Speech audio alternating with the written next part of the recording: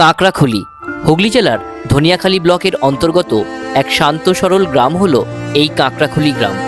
কিন্তু কেন গ্রামের নাম কাঁকড়াখুলি সে প্রসঙ্গে না হয় অন্য কোনো গল্পে আলোচনা করা যাবে। আজ আপনাদের শোনাবো এই কাঁকড়াখুলি এবং তেগেছিয়া ভবানীপুর গ্রামের মাঘী পূর্ণিমায় মানুষের ভক্তি আর অপার শ্রদ্ধার এক গল্প। মাঘ মাস এলেই এই গ্রামের বাতাসে বাতাসে যেন ছড়িয়ে পড়ে একটা আনন্দের সুর। কারণ মাঘী পূর্ণিমা মানেই কাঁকড়াখুলি এবং তেগেছিয়া ভবানীপুরের এক মহা মিলনের দিন। ভোরের আলো ফুটতে না ফুটতেই ঢাক, কাঁসর আর উলুধ্বনির শব্দে মুখরিত হয়ে ওঠে গোটা গ্রাম। সাজানো হয় রথ ফুলে, রঙে আর বিশ্বাসে। আর সেই রথে অধিষ্ঠিত হন গ্রামবাসীর প্রাণের দেবতা রাধা আর কৃষ্ণ।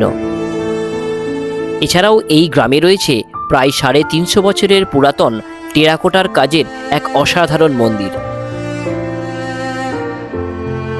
এই দিনটা শুধু ধর্মীয় আচার নয়, এ যেন হৃদয়ের উৎসব।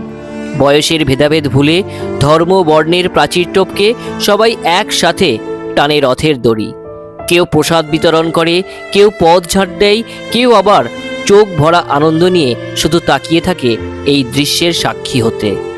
গ্রামের প্রবীণদের চোখে থাকে স্মৃতির আলো, আর ছোটদের চোখে থাকে কৌতূহল আর আনন্দের ঝিলিক।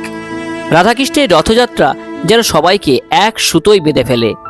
এই দিন কাঁকড়াখুলি এবং তেগেছিয়া ভবানীপুরের মানুষেরা কেউ আলাদা নয়, সবাই এক ভক্তিতে, বিশ্বাসে আর ভালোবাসায়। মাঘী পূর্ণিমার এই রথযাত্রা তাই শুধু এক উৎসবের দিন নয়, এ হলো মানুষের সঙ্গে মিলনের এবং গ্রামের আত্মার এক পরিচয়। কাঁকড়াখুলি, যেখানে উৎসব মানেই মানুষের একসাথে মেলবন্ধনে থাকা। ধন্যবাদ জানাই কাঁকড়াখুলির প্রতিটি মানুষকে। প্রত্যেকে আমার ভালোবাসা ও প্রণাম নেবেন। আপনাদের সকলের আশীর্বাদ আমার একান্ত কাম্য। সকলে ভালো থাকবেন। ধন্যবাদ।